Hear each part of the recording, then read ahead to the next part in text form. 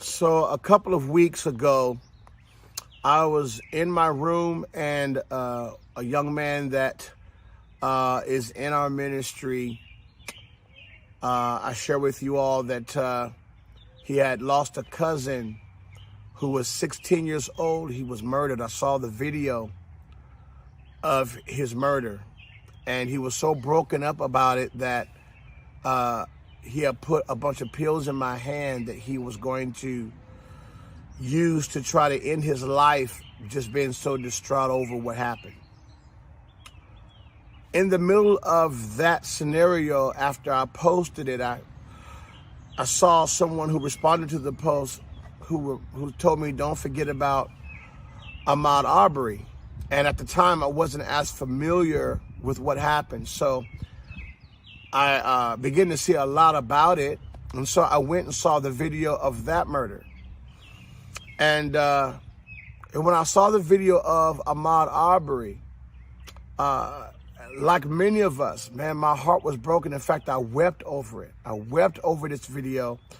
My heart was broken over this video. I was outraged at what happened in this video, and felt that it was too long for justice to had been realized, that this happened in February, and it's now May, and we're just now dealing with this issue. It really bothered me that this was the case.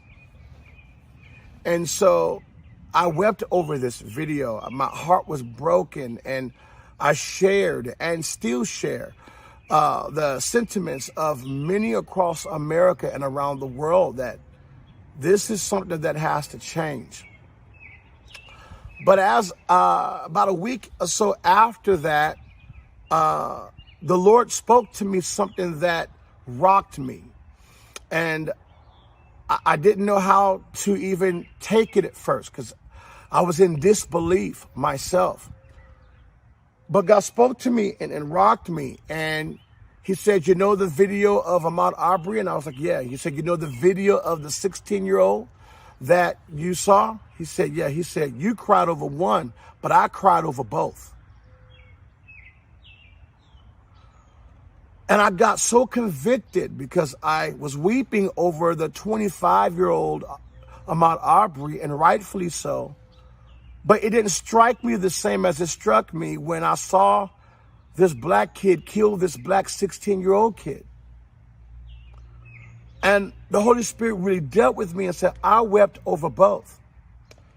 And I just began to do some self-evaluation, and the Lord said both of them, both murders, are issues of justice. And yet the whole world is coming to fight for the justice of one murder while being silent on the justice of another. Both had videos. Both, from what I understand, were placed online.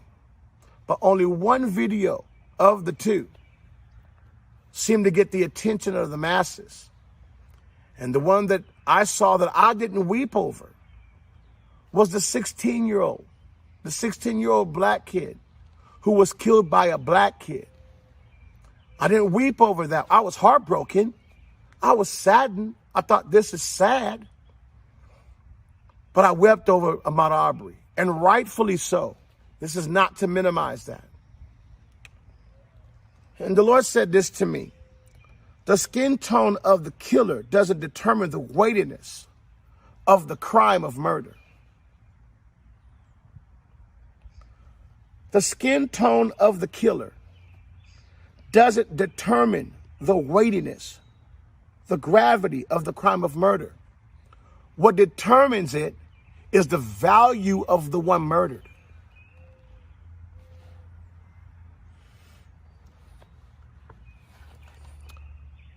What's happened to us? What's going on in our culture? I'm not primarily, or not just only speaking of the black culture. I'm speaking of the culture of America.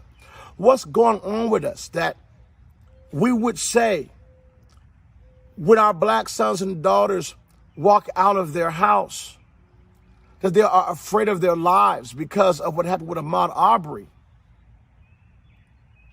When the reality is more of our black sons and daughters will be killed by other black sons and daughters. That doesn't minimize what happened to Ahmaud Arbery. But for some reason, we minimize what happens to black young men when they're killed by other blacks. I just had another young man come into our ministry a few days ago who just on this past Saturday, his friend, the last person he hugged before he got here, was murdered, killed by another black man. It's not catching news, though. It's not causing marches. It's not causing churches to come together and pray that something needs to end in this community or in the communities across the country that's causing this. It's not creating the stir that it would create if that same person was killed and gunned down by a white person. My goal with this video is to have us look at ourselves and check our hearts and ask, what has happened to our culture that we'll weep over one murder while not weeping over another murder on a national scale? Why is it that when it's white, there's tears, but when it's black, it's ignored? I mean, when a black kills another black, not a lot said. But when a white kills another black, it blows up. And when you compare how many whites kill black versus how many blacks kill black, there's not even a comparison. The numbers are so high among blacks killing blacks, but there is no stir about it. There's no national outrage. There's no marches. There's no prayer meetings. There's no coming together politically to say something needs to change. And I fell for it. I was a part of it. I was a part of the same mindset that I would say, oh, that's so sad for that 16-year-old. But demanding justice for the 25-year-old.